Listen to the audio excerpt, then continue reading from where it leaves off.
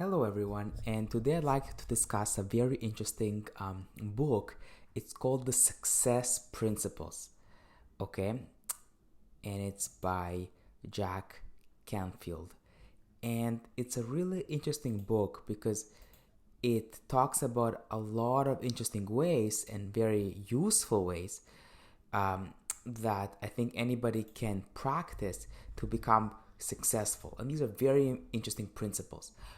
So, Jack explains in his book that all ideas and all principles that you want to apply take time, and you got to put on your work consistently. So, you have to actually put in the effort and apply what you learn in real life into practice. So, you got to do the work. You need to just do it based on your higher self and based on what you are here to do. And you have to create yourself these habits or these routines and actually do them. So applying principles into practice is the first way. He also talks about being 100% responsible for your actions. So you're able to choose your response. And he gives a formula. E+R equals O, and this will be present in the description so you guys can refer to it.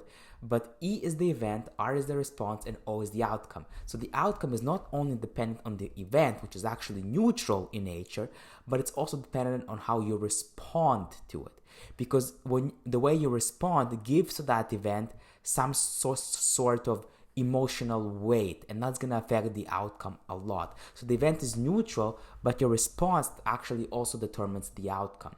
So two people can be stuck in traffic, but one can be frustrated and the other can be happy. So they have different emotional reactions to the event, and that's going to, of course,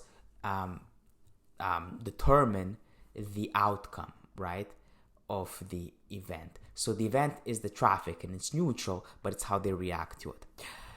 The third principle, or the next one, is being clear on your purpose, destiny, and Dharma.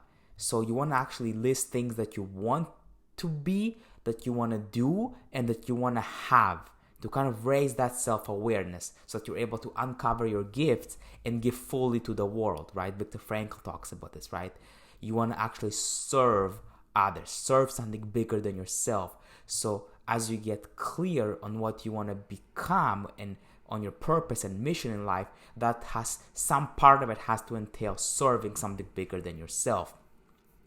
The next one is that it's all about attitude and believing in yourself. So you have to actually have that belief.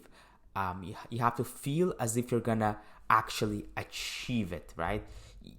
And that will increase your self-worth and self-esteem. So you have to actually believe in yourself, believe that you actually can do whatever it is that you want to do. So have that attitude that you will be successful.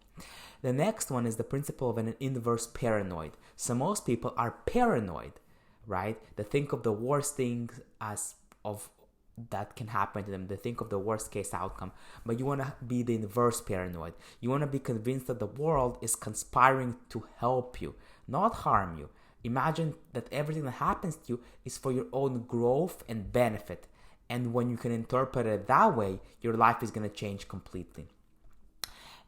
And then the last idea is that 99% is a bitch, but 100% is a breeze. Because if you don't commit to something 100%, there will be a voice in your head saying, well, you deserve a day off, you deserve a little bit of a vacation from whatever you're doing. No, but you want to go all the way. That's going to make it much easier to stick to it. We talked about stickability. You have to be committed 100% in whatever it is that you want to achieve, because if not, then you won't be able to stick to it in the long term.